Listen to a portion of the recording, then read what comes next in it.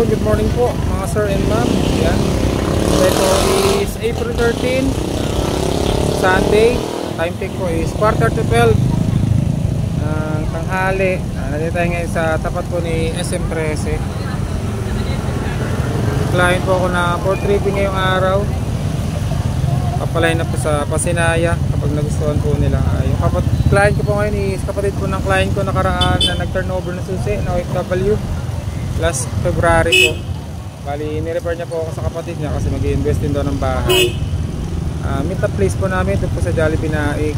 OFW na raw sila kaya papunta na rin tayo ngayon doon. Dalawa po ito, yung isa is nakapag-tripping na, sibol naman titig na kuhanin nun. Bali, mag-fill up na lang sa office. Sila kasi hindi pa nakakapag-tripping. Kaya pupunta muna kami ngayon sa Pasinaya sa Naik. Para po, samahan niyo po ako sa biyahe. Yan, kakarating lang natin dito sa Jollibee Naik. Yan. Bago lang yan. Saka yun, safeties. Ito, yan, nakabago dito ng inasal. Ito naman po is office supermarket, tapos terminal po ng bus papuntang Kitex. Kaya yung mga pa-Manila hindi mahihirapan dito yan. Kaya marami kaming client ng mga taga-Manila na nag-avail po dito sa project ni Remulan, Pasinaya, Pagsikat, saka Pagsibol. Bukod kasi sa no down payment no equity, 10K lang yung processing na bibigay mo, kasama na po yung processing sa ilaw tubig. May terminal din po dito ng bus pa Manila. At least kung makabil kayo dito, makakaway ng unit sa Manila kayo nagkatrabaho, 2 rides lang po.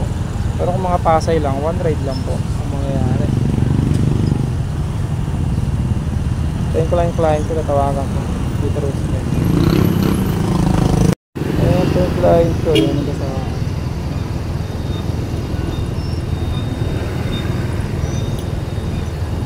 Yan. Andoy na lang sila. Yan. Kakarating lang namin dito. Ito sir is naka-dress up unit ni Pasinaya. Ito siya kung gusto niyo pong gayahin. Yan, pwede kayo maglagay ng aircon. Tapos pag naka-tiles po siya, ganito na po siya. Opo. Tapos ang floor area po natin kay Pasinaya Homes is 32 square meter. Tapos sa lot area po 30. Sa CR po, naka-tiles na po siya upon turnover. Ayan, nakaganyan na po siya. Tapos kaya na naman po ang pintura. Kasama na rin po yung mga accessories. Ayan, shower head. Sa'yo kaya sa labas? Labas na tao na labas? Opo, pwede po. Ayun talaga ina-allowed nila sir. Hindi nila ina-allowed yung mga contractor dito na Tapos ang space po natin sa likod hanggang dito po. Ayan, dito. Ang sahod mo kasi sir, nasa 60 na sahod mo sir, no? Tataas pa ngayon yun kasi yan eh. Ayun sir, kasi ang kinagandahan dito sa phase 2 kasi bago siya, meron niya mga available na corner kung gusto niyo po, mas malaking lot. Ito kasi corner to sir, yan, sakop niya po yung space niya. Ano lang sir, basta may matirahan. Kasi yung lugar namin nade-develop na eh. Nabibili na, mas saraduan kami. Kailangan namin Ang target turnover naman nito sir, next year lang din po. Mabilis kasi ang ano nito. Kasi si Ronel, kailan si Ronel? Parang buwan lang din po ata ang inano ni Ronel eh. Ay, dun pa pwede kayo? Oo, dun po. Yung susi, nabigay ko na kasi sa kanila. Binigay ko kay Ma'am Rosalie. Check niyo po yung taas. Mga ilang times yan, sir? Ay, unti lang to ma'am. Lalo, ito kasi 30 by 30 lang po ito. Kung 60 by 60 ang ilalagay niyo, unti lang po. Opo, mababa siya sir. Tapos ano po yun? Magkama din ito? Nasa sir? Estimated po natin nasa 5,000 lang. Minsan kasi, nakadepende kasi kay Pag-ibig sir. Minsan, pag inalabas na, nasa 4,800, 4,700, iba-iba po. Yung dun po, 4,600 ba? 4,700? Ay, yung kay Ronel po, kasi ang nakuha po ni Ronel is corner. Ang monthly po niya, nasa 5,300 po. Ang laki ng space niya sa gilid eh. Pwede na rin po.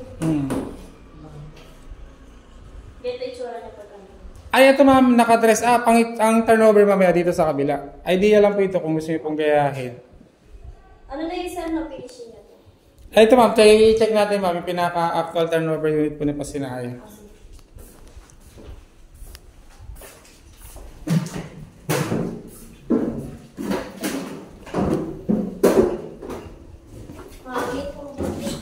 Ayan, punta kami sa actual turnover unit po ni Pasinaya Homes. Ayan. Ang space natin ma'am sa harap hanggang dito. Ayan. Ay, ganito po yung ano. Yung ay, ganito sir ang actual turnover unit natin kay Pasinaya. Ito po is ano sir, naka CIP or cast in place. Pintura nila. Opo. Pwede niyo pa naman siya i-finish, pwede pang isang patong po. Bago niya po pinturahan. O kaya skim coat para mas makinis po siya pag ano. Balik ka pa kumenta mo yung daan. Nakabalalalay din ito.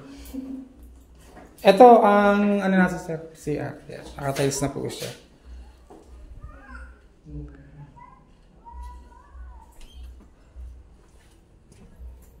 Ito may mga may-ari na itong mga ito eh.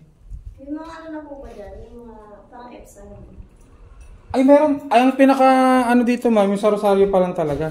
Puro doon. Opo, doon. Sa doon, medyo malayo. Company. Pag meron din dito. Dito na kami sa office, kakarating lang namin. Dito na yung kapatid niya, papareserve din pagsibol.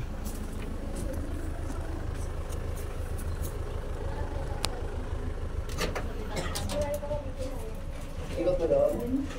Oo, mas maraming dito. Bakit na yun dito sa atin? Sabi ba? Malayo pala dito. Parang doon.